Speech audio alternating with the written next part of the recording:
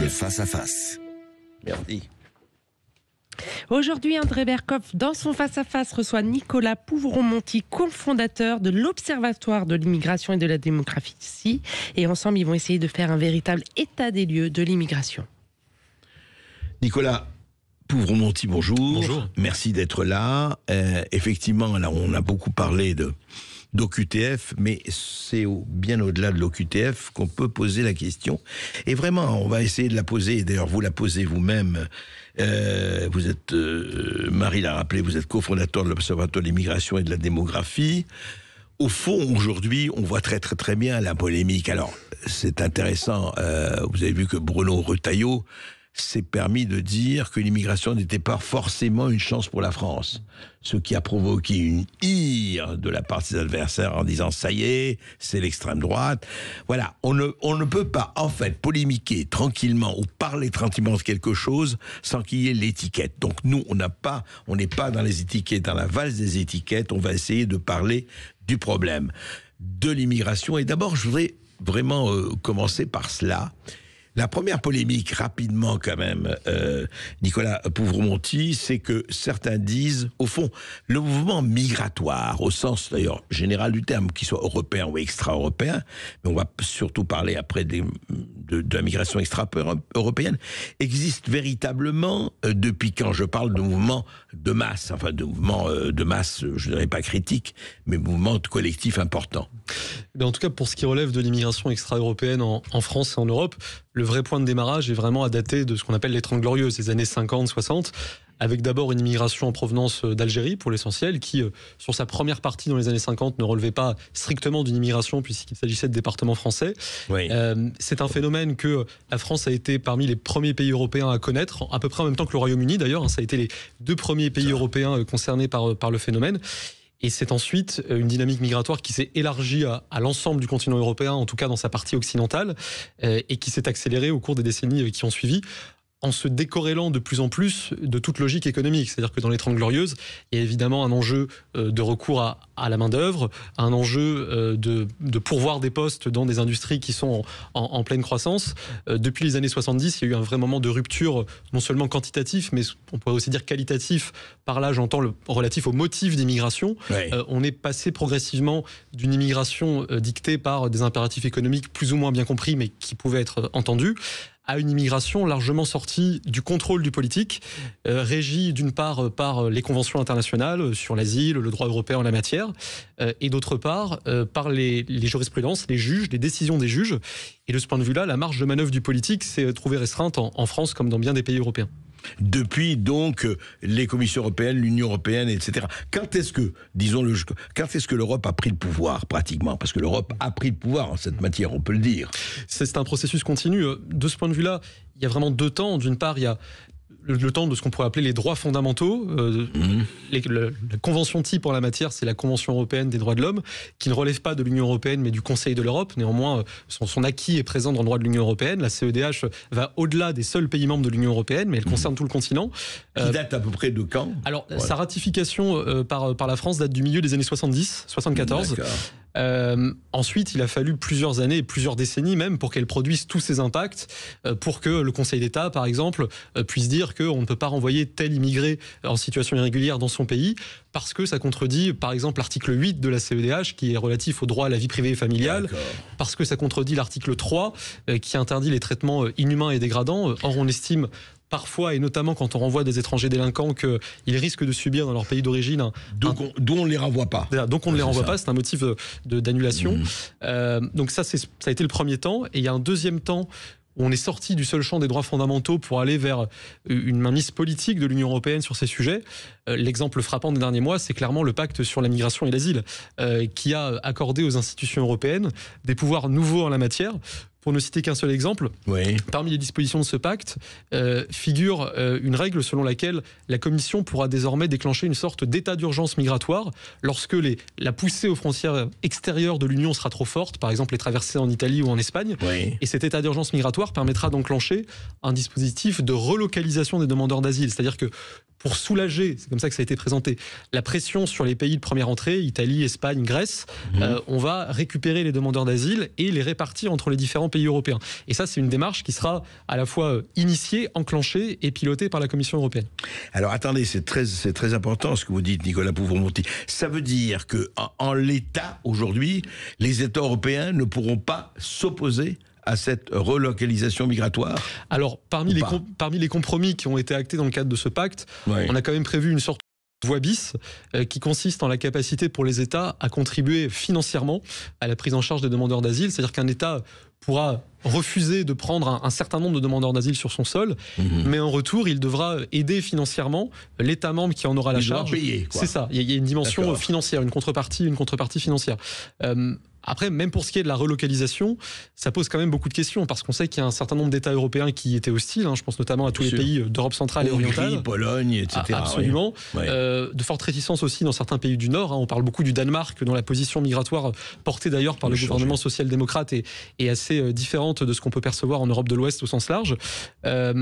Si demain, on relocalise de force, si je puis dire, des demandeurs d'asile qui souhaitent aller en France ou en Allemagne, en Pologne ou en Hongrie, en fait, l'Union européenne n'a aucun moyen de s'assurer que les demandeurs d'asile y resteront vraiment. Donc, de ce point de vue-là, d'autant moins qu'aujourd'hui, l'état du droit des frontières de l'Union européenne, c'est l'état actuel du droit de Schengen.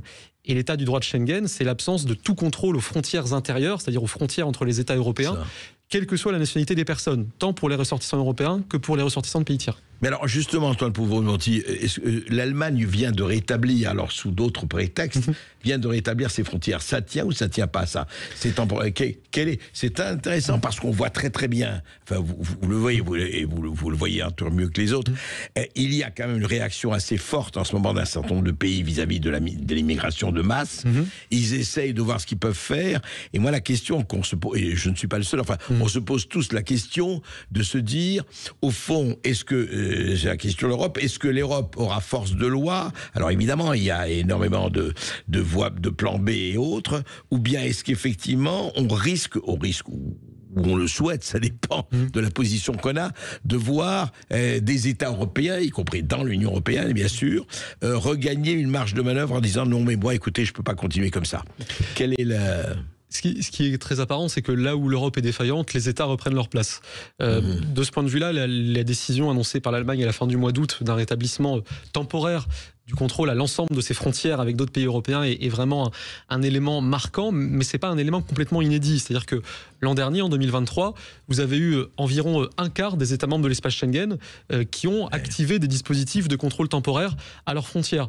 Dans le cas français, par exemple, depuis 2015, on a réintroduit la possibilité de contrôle temporaire, donc c'est du temporaire qui dure, toujours temporaire, notamment à la frontière entre les Alpes-Maritimes et l'Italie. Vous savez, la PAF est déployée sur place, avec des moyens qui sont largement insuffisants.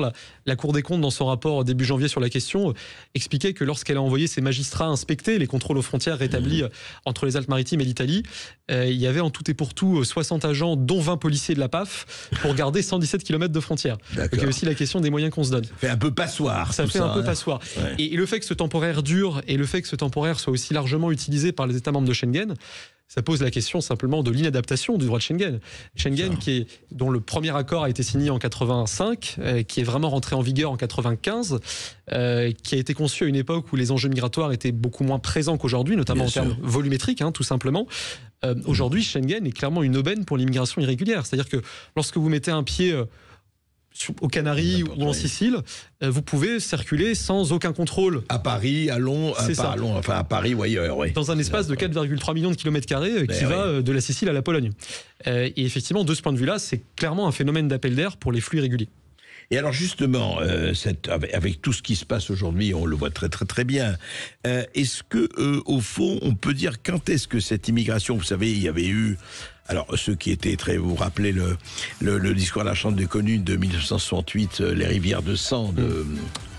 j'ai oublié son nom, enfin le grand député anglais.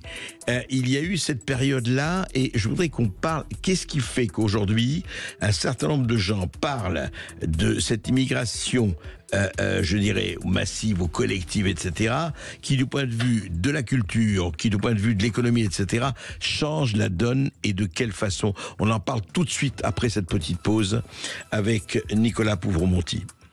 Et si vous voulez réagir sur notre antenne, n'hésitez pas à nous appeler au 0826 300 300. Bercoff dans tous ses états revient tout de suite. Sud Radio. Sud Radio. Parlons vrai. Parlons vrai. Sud Radio. Ses états. En 2023, c'est les chiffres de l'INSEE, ce sont les chiffres de l'INSEE, que vous connaissez bien, Nicolas Pouvron-Monty. En 2023, 7,3 millions d'immigrés vivent en France, soit 10,7% de la population totale. 2,5 d'entre eux, soit 34%, ont acquis la nationalité française. Bien. Donc, et alors justement, on parlait de ça hors antenne. En 2023, 47,7% des immigrés vivant en France sont nés en Afrique. Vous disiez, 32,3% sont nés en Europe. Pays de naissance, bon, l'Algérie, le Maroc, le Portugal, la Tunisie, l'Italie, etc. Et est-ce que effectivement, on est entré dans une immigration qu'est-ce qui fait d'ailleurs que la France a le taux le plus, mais de très loin le plus important des pays d'Europe en matière d'immigrés venus d'Afrique? Effectivement, c'est un taux record à plus d'un titre. Alors, il y a les données de l'INSEE qui portent sur toutes les classes d'âge. Les données de l'OCDE, elles, qui s'intéressent aux immigrés entre 15 et 64 ans, nous disent que sur ces tranches d'âge actives, comme on dit, on a 61% des immigrés vivant en France qui sont originaires du continent africain, ce qui est un taux 3 fois supérieur à la moyenne de l'UE. Ça tient à différentes raisons. Ça tient évidemment aux canaux historiques de l'immigration vers la France. Ça tient aussi à un phénomène démographique évident, qui est que le continent le plus vieux du monde, c'est-à-dire le nôtre, l'Europe, se trouve à quelques encablures du continent le plus jeune du monde, qui est l'Afrique. Oui. L'Afrique dont la population a doublé depuis 1990, qui va gagner 1 milliard d'habitants supplémentaires d'ici à 2050, dont la moitié de la population aura alors moins de 25 ans. Avec un indice de fécondité qui est supérieur à 4 enfants par femme et qui est spécialement élevé dans certains pays subsahariens francophones. Je pense notamment au Mali, où l'indice de fécondité est de 6 enfants par femme. Donc de ce point de vue-là, il y a effectivement des dynamiques qui concernent toute l'Europe, dans le sens où l'immigration de l'Afrique vers l'Europe augmente partout, mais elle augmente effectivement de manière spécialement marquée en France. Et ça induit quoi, en fait, du point de vue économique et du point de vue de ce que Dupond-Moretti, l'ancien ministre de la Justice, appelait le sentiment d'insécurité, et pour beaucoup de Français, c'est pas vécu comme un sentiment. Alors, je ne lis pas du tout immigration, insécurité. Il y a des problèmes incontestables, on en a parlé en première partie de l'émission, mais le problème n'est pas là. Qu'est-ce qui fait qu'à un moment donné, l'expert que vous êtes, Pouvron-Monty, fait que n'importe que ce serait d'ailleurs dans n'importe quel sens, à partir d'un certain chiffre, on bascule à autre chose? Alors, il y a différents aspects dans votre question. Sur les considérations économiques, d'abord, là aussi, il y a des enjeux qui existent dans toute l'Europe, mais il y a des spécificités françaises. Et la spécificité française par excellence tient au fait que l'immigration accueillie dans notre pays est globalement moins intégrée au marché du travail et plus pauvre qu'ailleurs en Europe. Vous le dites d'ailleurs, c'est une question que vous avez dit chez Arte. Vous dites, seule la moitié des étrangers extra-européens en âge de travailler occupaient un emploi en France en 2020, soit un taux inférieur de 14 points à celui des Français. Tout à fait. Tout à fait, 51,7% des étrangers extra-européens, donc 14 points de moins que les Français. On pourrait citer d'autres données. On avait, toujours en 2020, presque la moitié des étrangers extra-européens vivant en France qui étaient sous le seuil de pauvreté. Donc c'était le taux le plus élevé d'Europe à égalité avec l'Espagne. C'était 4 fois plus que les citoyens français. Lorsque les étrangers extra-européens sont en emploi, il y a aussi une question de structure de l'immigration en termes de qualification. On avait toujours en 2020 42% des étrangers extra-européens vivant en France qui n'avaient aucun diplôme ou seulement un niveau brevet CEP, donc c'était 26 points de plus que les Français, ce qui implique que le bilan économique et budgétaire de l'immigration mérite, pour dire les choses de manière euphémisée, d'être interrogé à la fois en raison de ce taux d'emploi plus faible, de ce taux de pauvreté plus fort, mais aussi parce que lorsque les étrangers extra-européens sont en emploi, du fait de cette part d'immigrés et d'étrangers peu qualifiés plus forte que les natifs, ils le sont aussi en moyenne plus souvent dans des emplois peu rémunérés, car peu qualifiés, et qui donc contribuent moins au système fiscal. Et c'est vrai que tout ça dessine le profil de flux migratoires qui sont globalement sous-contributeurs et surconsommateurs des dispositifs de solidarité collective et donc des dépenses publiques. Alors, quand un certain nombre de gens disent, parce que voilà, que l'immigration extra-européenne, mais autres aussi, en fait, coûte plus qu'elle ne rapporte, c'est vrai ou c'est pas vrai? Parce que il y a les deux. Les uns vous disent, oui, mais attendez, les immigrés prennent, justement, vous parlez, prennent les travaux que les Français ne veulent plus faire, hein, tous les travaux de bâtiments, de voiries, de ceci, de cela. On entend, je schématise et je caricature, mais à peine. Et les autres, ils disent, oui, mais regardez ce qu'on donne, regardez l'aide sociale, l'aide médicale, toutes ces aides-là. Donc, comment est-ce qu'on peut faire un ratio là-dessus sans passion et sans parti pris? Alors, on peut le faire de deux façons. D'abord, il y a des études globales qui existent à ce sujet. Elles existent à l'étranger. Je pense à l'étude que le Center for Policy Studies, qui est un think tank britannique très influent, a publié au printemps sur l'impact économique de l'immigration en Grande-Bretagne, une sorte de synthèse des études disponibles qui montre que toutes les études réalisées au Royaume-Uni indiquent que le bilan fiscal de l'immigration extra-européenne est négatif, là où pour l'immigration européenne, il y a débat selon les études.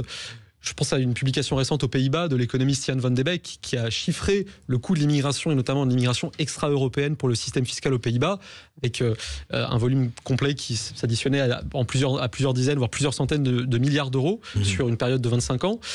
Dans le cas français, on peut notamment évoquer une étude de l'OCDE qui est parue il y a 3 ans, qui a des défauts et des incertitudes méthodologiques parce qu'on parle des personnes à l'étranger plutôt que des immigrés au sens statistique, parce que tout dépend des périmètres qu'on prend, mais globalement, globalement, sur le scénario le plus complet, incluant à la fois les immigrés eux-mêmes et la première génération de leurs descendants, personne n'est à l'étranger et la première génération de leurs descendants, cette étude arrivait à un coût annuel moyen sur la période 2006-2018, coût annuel net, de l'ordre de 1,4 point de PIB par an. Donc vous voyez, ça fait 35 à 40 milliards d'euros.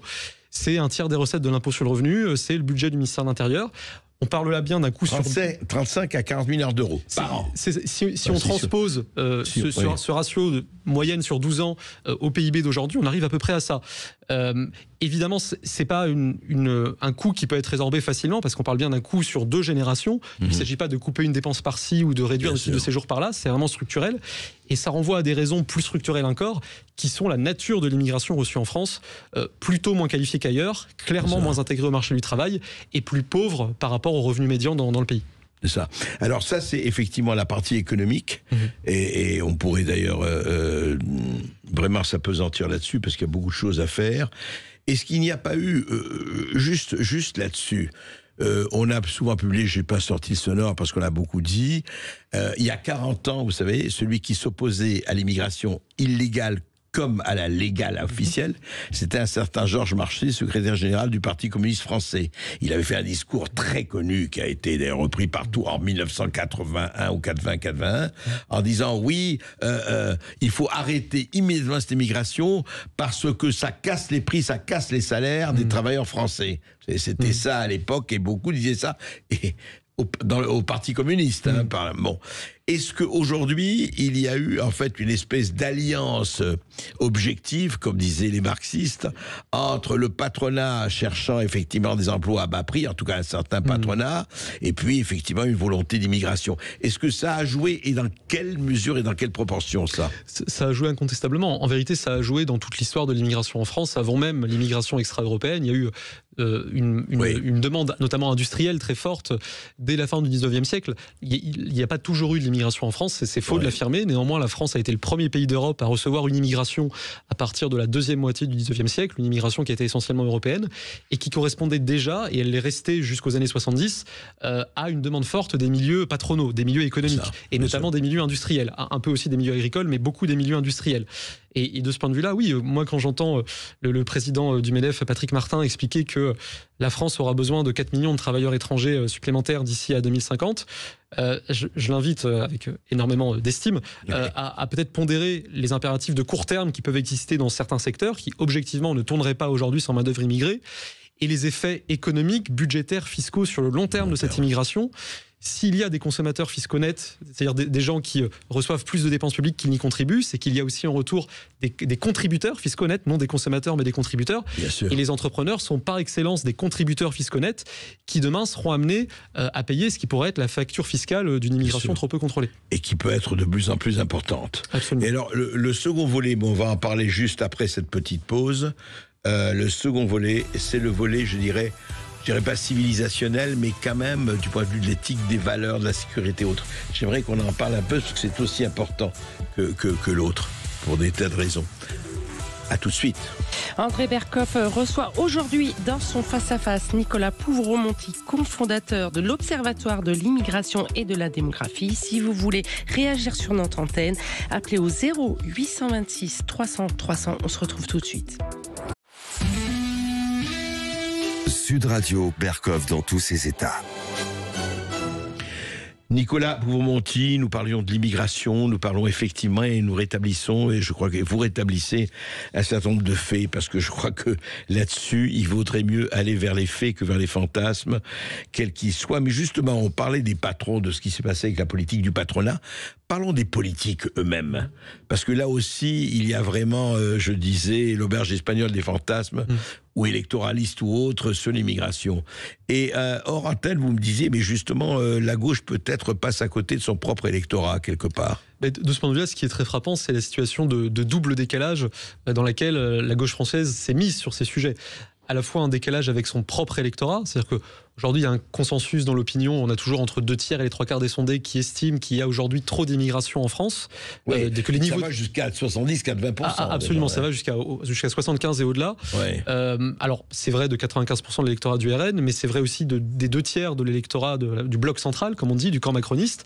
Et c'est vrai aussi de la moitié de l'électorat ELV, d'une petite moitié de l'électorat LFI, qui est complètement invisibilisé. Même d'une moitié l'électorat LFI. Oui, absolument, une petite moitié de l'électorat LFI. Je pense notamment au sondage Odoxa de juin 2023 qui avait été fait suite aux propositions de Bruno Retailleau. On aura l'occasion de reparler de Bruno Retailleau lorsqu'il était président du groupe LR au Sénat.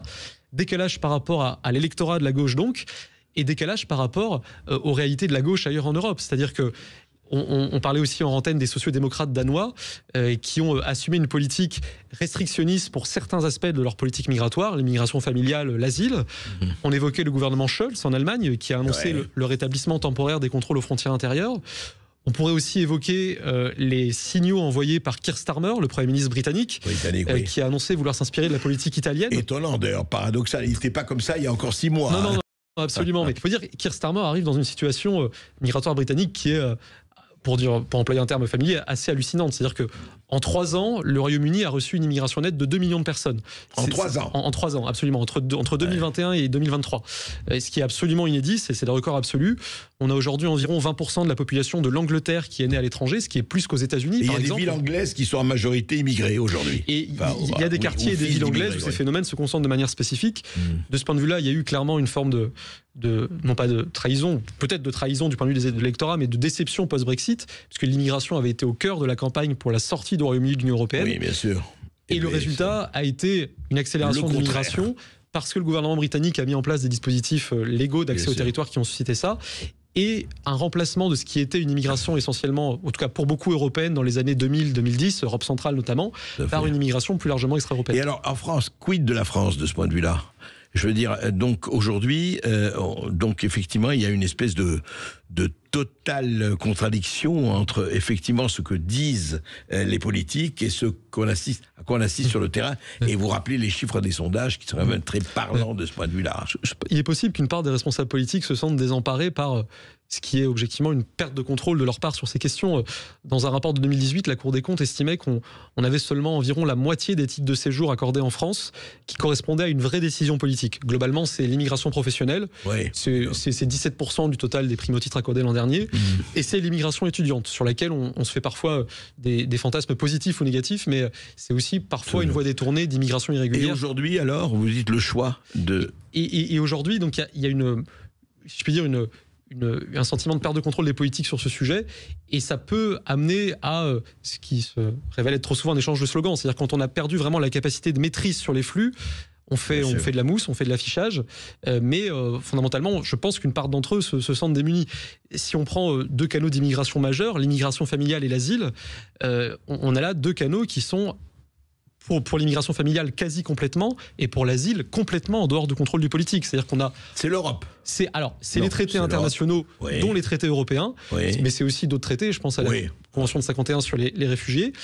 Et en aval, on a les juges, notamment les juridictions administratives, qui interprètent ces traités.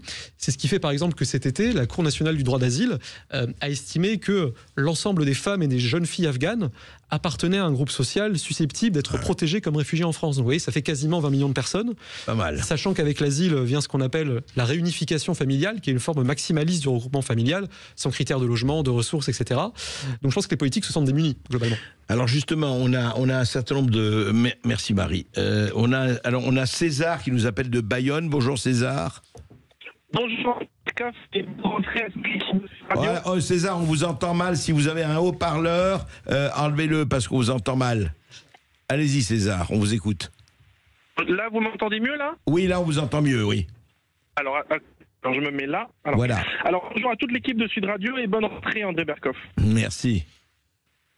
Alors, d'abord, je suis très content de pouvoir prendre la parole. Je trouve que le sujet de l'immigration, même si c'est politique, c'est un des beaux sujets. Ah là là, on vous entend mal, on vous reprend César, restez avec nous. On va prendre Richard. Oui, on a Richard de Toulouse. Bonjour Richard. Bonjour Richard. Oui, bonjour André, bonjour à votre invité.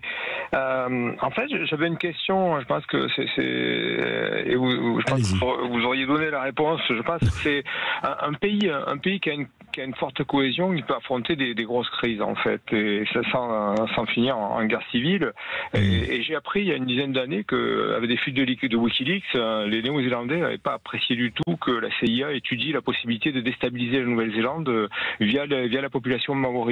En fait, ma question, c'est est-ce que derrière nos politiques ultra-laxistes sur l'immigration, est-ce qu'ils font pas le jeu indirectement, pour dire aujourd'hui le maître du jeu, c'est l'Empire, hein, c'est les États-Unis, est-ce qu'ils font pas le jeu des États-Unis pour fragiliser des pays qui seraient soumis au diktat de l'Empire, entre guillemets, hein, en cas de grosse crise ou en cas de politique migratoire est peut-être manipulée par les États-Unis, c'est ça un peu. Tout à fait, ouais. Richard. Vous en pensez quoi, Nicolas Pouvremonti? En tout cas, la politique migratoire est aussi un enjeu géopolitique, très clairement.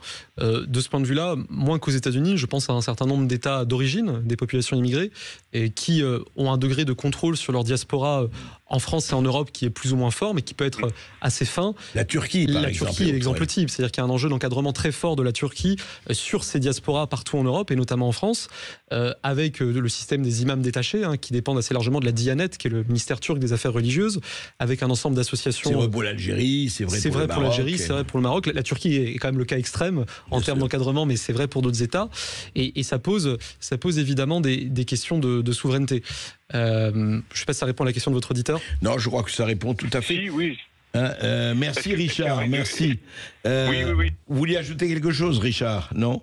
Non, c'est en fait que c'est plutôt de rappeler aux gens que la très très grande majorité des guerres sont des guerres initiées à l'intérieur des pays par des mouvements de division ethnique. Ça, hélas, ce n'est pas nouveau. Ce n'est pas nouveau, Richard. Ouais, vous avez raison. Je pense qu'André, vous en savez quelque chose.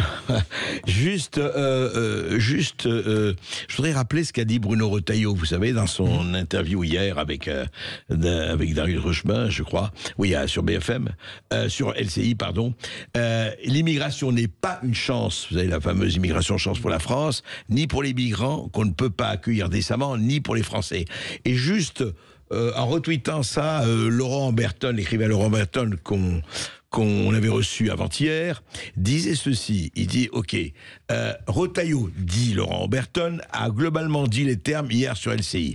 Reste à voir ce qu'il voudra et surtout pourra faire contre son président, ses collègues, l'État, le Conseil constitutionnel, l'administration, l'Union européenne, les juges, le droit international, etc. Est-ce que c'est vraiment ça, la situation? Est-ce que, par exemple, quelqu'un en politique en France qui voudrait avoir disons un contrôle, une politique de contrôle plus accrue par rapport à l'immigration, se verrait tous ces barrages levés contre lui? Ce qui est certain, c'est que Bruno Retailleau, qui incarne une ligne assez définie sur les sujets d'immigration, qui peut se résumer dans la volonté de réduire les flux reçus en France, agit aujourd'hui dans un cadre qui est contraint en plus d'un titre. Il est contraint par les grandes entraves juridiques que j'évoquais, le droit international, le droit européen, auquel Bruno Retailleau avait d'ailleurs proposé que la France puisse déroger. C'était la nature de la proposition de loi constitutionnelle qu'il avait déposée au Sénat au printemps 2023.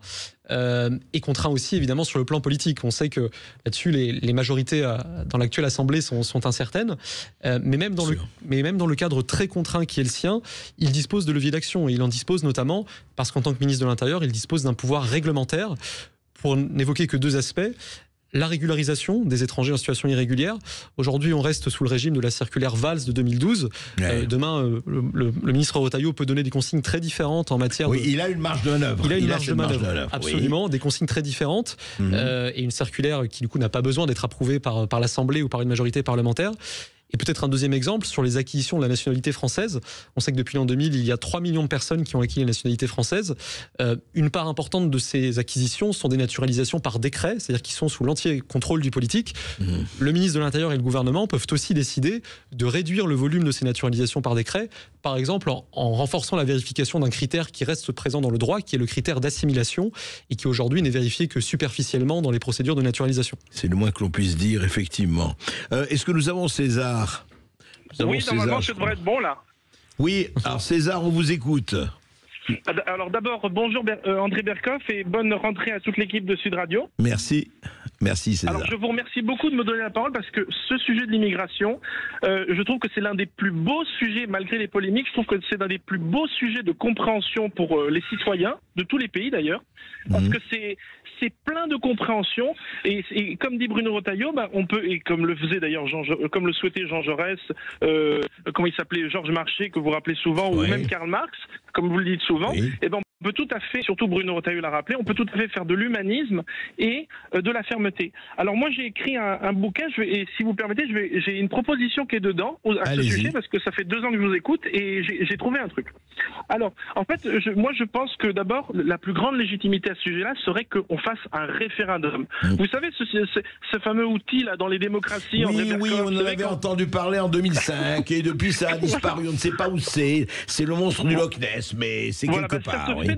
Ça se fait dans les républiques, vous voyez, en Suisse par exemple, ils votent. Voilà. Donc un référendum, César, et puis allez-y. Attention, un référendum précis, c'est-à-dire réponse A, est-ce que vous voulez 10 000 migrants par an pendant les 5 prochaines années? Réponse B, est-ce que vous en voulez 30 000 pendant 5 ans? Et réponse C, est-ce que vous en voulez 100 000? Et en fait, le peuple vote, il vote soit réponse A, soit réponse B, soit réponse C. Voilà, parce qu'en fait, il y a une petite immigration qui est proposée, une moyenne ou une grande, qu'on appelle l'immigration de masse, et le peuple vote, et son choix doit être respecté. Et en fait, l'idée, c'est de voter en fait tous les 5 ans pour la quantité de migrants professionnels, l'immigration professionnelle, comme a dit le monsieur. Comme ça, le peuple, il peut jauger tous les 5 ans, à chaque nouveau président, la quantité de migrants que l'on veut. Et que le pouvoir politique suive, bien sûr, à ce moment-là. Les recommandations de la majorité. Mais j'ai une deuxième proposition qui est importante là-dessus, parce que en fait, il faut aussi pouvoir voter tous les 5 ans pour le président du Conseil constitutionnel. Parce que Laurent Fabius, il est très gentil, Laurent Fabius, mais malheureusement, il n'a pas été élu par le peuple. Tout le monde sait que c'est un socialiste qui est très ami avec tout un tas de gens qui ne plaisent pas à plein de gens. Et donc, il faudrait pouvoir voter pour un président. Donc moi, personnellement, je conseille Maître Carlo Brusa comme président du Conseil constitutionnel. Attendez, on va pas aller, je comprends. Non mais César, vous avez tout à fait les droits. Nous allons peut-être faire un référendum nous-mêmes à Sud Radio et on va vous consulter. Ça, c'est clair. Non mais c'est intéressant, là c'est intéressant, Nicolas Pouvremonti. Effectivement, dans tout ce que on vient de décrire et dans l'état des lieux, on consulte jamais le peuple. Ça n'existe pas, je veux dire. L'immigration, c'est très clairement le sujet le plus au cœur de ce qu'on appelle parfois la crise démocratique, c'est-à-dire là où l'écart entre la masse, le consensus de l'opinion publique et le consensus des dirigeants politiques, si tant est qu'il subsiste, est le plus marqué. L'arme du référendum en matière d'immigration, on en parle beaucoup. On dit notamment qu'elle pourrait être amenée à aller au-delà du contrôle exercé par le Conseil constitutionnel, parce que on pense notamment à ce qu'avait dit le Conseil constitutionnel en 62, lorsque De Gaulle avait convoqué un référendum dans des conditions juridiquement troubles. Le Conseil avait estimé que quand le référendum parle, c'est le souverain qui parle et que donc lui ne se prononce pas. Aujourd'hui, je ne suis pas certain que le Conseil aurait la même jurisprudence si on tentait un référendum. C'est clair. Et de ce point de vue-là, votre auditeur a mis le doigt sur un point important qui est l'enjeu de la question posée au référendum. C'est toute la difficulté. C'est-à-dire que ce sujet de l'immigration ne se résume pas à une question. Un référendum, ça pourrait prendre la forme d'un référendum sur un projet de loi particulier avec un ensemble de mesures. Mais la vraie difficulté, c'est que le référendum ayant trait à des mesures législatives, j'y reviens, aujourd'hui il y a un ensemble de contraintes qui tiennent notamment au droit international et européen. Et pour faire un référendum, ça demande un certain nombre de conditions à remplir. Absolument. On se retrouve après une toute petite pause. À tout de suite. Sud Radio, c'est vous qui donnez le ton. C'est pratiquement, à mon avis, la seule radio où tout le monde peut s'exprimer. Merci. Et ça, c'est déjà quelque chose d'extraordinaire et de rare. Sud Radio, parlons vrai. Chez Netto, profitez chaque semaine de 1000 prix imbattables garantis. Et vous, Paul, en quoi êtes-vous imbattable? Je suis le champion de la liste de courses. Avec moi, il ne manque jamais rien. Et puisque chez Netto, on est imbattable sur 1000 prix, vous êtes certain de toujours faire des économies. Trop fort. Imbattable même. Et si vous trouvez moins cher ailleurs, on vous rembourse 2 fois la différence. Incroyable, formidable, imbattable. Ça, c'est la liste de tout ce que j'ai envie de vous dire. Oh, mais merci, Netto. Netto, on gagne tous à payer moins cher. Plus d'infos sur netto.fr. Sud Radio Agen. 102.3. Sud Radio. Il est super mon kit solaire, il est pas cher mon kit solaire. Ok, et je le... André Berkoff reçoit aujourd'hui Nicolas Pouvremonti, cofondateur de l'Observatoire de l'immigration et de la démographie. Je vais y arriver, de la démographie, pardon. Et nous avons un auditeur, Claude, qui nous appelle de Perpignan. Bonjour Claude. Bonjour Claude. Oui, bonjour, bonjour André Berkoff, bonjour à toute votre équipe et bonjour à votre invité. Bonjour. Moi, j'appelle ce qui m'a le plus frappé dans ce qui a été dit, c'est le rôle que veut se donner maintenant la Commission européenne sur la gestion des migrants, et plus exactement sur, en l'absence de possibilité de gestion des migrants, sur la répartition au niveau des États membres. Et ce que je voudrais dire, c'est que d'une part, les États membres sont différents au plan de leur démographie. C'est-à-dire que la natalité est encore très élevée chez nous relativement à certains autres. En revanche, nous avons, nous, un nombre très important, plus important même, de migrants non employés aujourd'hui par rapport au déficit de notre marché du travail. Par conséquent, la gestion simplement de ce que... Alors, pardonnez-moi de prendre le terme statistique de stock, mais je veux dire, si on prend le stock des personnes qui résident chez nous sans travail, venant de l'étranger, par rapport au stock d'emplois pour voir, on est déjà largement excédentaire, donc on n'a pas besoin d'immigration supplémentaire, c'est complètement injustifié. Et alors, ce que je voudrais dire aussi, c'est que si vraiment l'Europe met ce qui a été dit en place, il faut qu'on refuse, nous. Ensuite, quand on nous dira, vous devez payer, il faut qu'on refuse de payer. Je rappelle qu'on est contributeur net au niveau européen, c'est-à-dire que si nous, on ne paye pas, l'ardoise augmente pour les autres, et les autres, aujourd'hui, ça se résume surtout aux Allemands et aux Italiens. Et donc, je veux dire qu'on a quand même un moyen de pression. Si c'était pas la faiblesse de la situation politique due à Emmanuel Macron, on va pas épiloguer là-dessus, Claude. On a bien compris. Vous dites et refusons de payer. Et le problème, c'est est-ce qu'il y a une majorité pour refuser de payer? Quand je dis une majorité politique, Nicolas Pouvremonti. Il y a effectivement une question majeure de rapport de force au sein des États membres et notamment au sein de la sphère politique française, et ensuite de rapport de force entre les États membres. La Commission, elle est face à une réalité incontestable qui est que l'Europe vient de connaître une décennie de tous les records en matière d'immigration. En 10 ans, le nombre annuel de premières demandes d'asile enregistrées dans l'UE a été multiplié par 3. On a reçu par 3 en 10 ans. Par 3 en 10 ans. On a reçu 1 million de premières demandes d'asile dans l'UE l'an dernier contre 330 000 en 2013. Sur une décennie, 2013-2023, l'Union européenne a reçu 8 millions de primo-demandeurs d'asile sur son sol. En termes démographiques, c'est un peu comme si elle avait accueilli un nouvel État membre entièrement composé de demandeurs d'asile, qui serait le 15e par la taille de sa population. La Pologne, la Hongrie. Ce serait le 15e par la taille de sa population, juste après l'Autriche, juste avant la Bulgarie. Donc c'est un phénomène qui est vraiment massif. Et la vraie difficulté, c'est que les mesures de répartition et d'autres mesures du pacte sur l'immigration et l'asile, qui pour certaines d'entre elles sont plutôt de bon sens, je parle ici pas de la question de la relocalisation, ne se mettent pas dans la position de réinterroger la prémisse qui est celle de cette accélération de l'immigration. Il y a cette idée qu'il faut mieux la gérer, il faut mieux la répartir, mais finalement, est-ce que la solution pour l'Europe, et notamment pour pallier à son déclin démographique, c'est uniquement l'immigration toujours plus nombreuse, ou est-ce que c'est pas aussi une relance démographique européenne dans laquelle l'UE pourrait jouer un rôle utile ? C'est une des vraies questions. Merci Nicolas Pouvremonti, vous reviendrez. Je rappelle... Marie, cofondateur. Moi, je peux rappeler, oui, bien sûr, cofondateur de l'Observatoire de l'immigration et de la démographie. Et là, je le dis bien. Merci beaucoup. Formidable, merci à vous.